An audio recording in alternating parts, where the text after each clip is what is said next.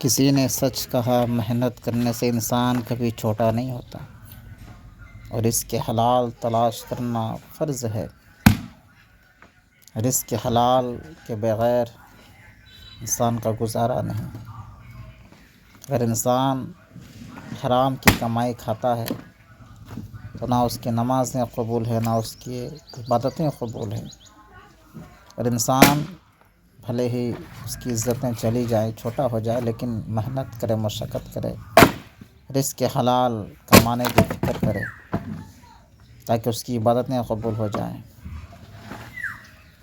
اور ہمیشہ شیر جنگل میں شکار ہی کرتا ہے۔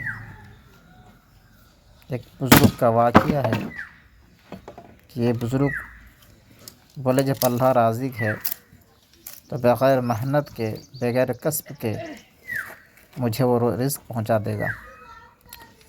جنگل میں جا کر بیٹھے رہے، عبادتوں میں مشغول ہو گئے تو بھوک سے نڈھال ہو گئے، تو دعا کرنے لگے، مولا میں کب تک اس طرح جو ہے بھوکا رہوں گا۔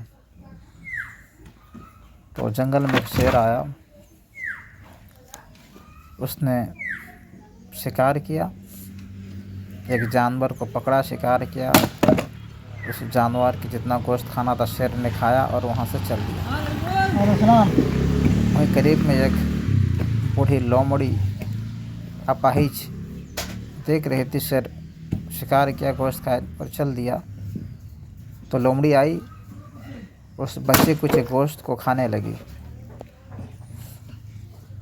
تو بزرگ کہنے لگے، اب میں سمجھ گیا کہ جب اللہ تبارک و تعالیٰ اس اپاہج لومڑی کو رزق دے دیتا ہے تو مجھے کیوں نہیں دے گا۔ تو آواز آئی کہ بندے، تو نے لومڑی کو دیکھا، اس شیر کو کیوں نہیں دیکھا؟ تو اس شیر سے سبق حاصل کیوں نہیں کیا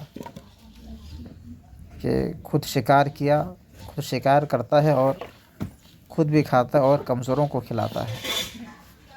تو شیر بنو اور خود محنت کرو، خود کماؤ، خود کھاؤ اور کمزوروں کو کھلاؤ۔ یہ انسان کی اصل جو ہے چیز ہے۔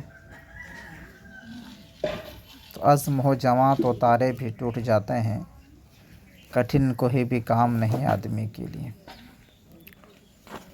انسان کو کبھی محنت سے دور نہیں بھاگنا چاہیے۔ اللہ فرماتا ہے وَجَعَلْنَا النَّهَارَ مَعَاشًا، ہم نے دن کو معاش کے لیے، کاروبار کے لیے، روزگار کے لیے بنایا ہے۔ وَجَعَلْنَا نَوْمَكُمْ سُبَاتًا، اور ہم نے نیند کو راحت کے لیے بنایا ہے۔ وَجَعَلْنَا اللَّيْلَ لِبَاسًا، اور ہم نے رات کو پردے والا بنایا ہے۔ تو انسان محنت کرے، کوشش کرے، جد و جہد کرے، ہاتھ پہ ہاتھ دھر کر نہ بیٹھے۔ تو تمام انبیاء کرام علیہ الصلوۃ والسلام کا سیوا رہا، طریقہ رہا کہ محنت کرنے والے تھے۔ حضرت نوح علیہ الصلوۃ والسلام کشتی بنانے والے، پڑھائی کا کام کرتے تھے۔ حضرت داؤد علیہ الصلوۃ والسلام زیرہ بنایا کرتے تھے جو جنگوں میں کام آتے ہیں۔ اور خود ہمارے نبی صلی اللہ علیہ وسلم تجارت بھی کیے ہیں اور بکریاں بھی چرائے ہیں۔ تو گویا کہ بڑے بڑے اکابرین، بڑے بڑے اکابر صحابہ کرام رضی اللہ عنہم اجمعین، بڑے بڑے تابعین کرام رضی اللہ عنہم اجمعین محنت کرتے تھے، کسب اختیار کرتے تھے، محنت سے دور نہیں بھاگتے تھے۔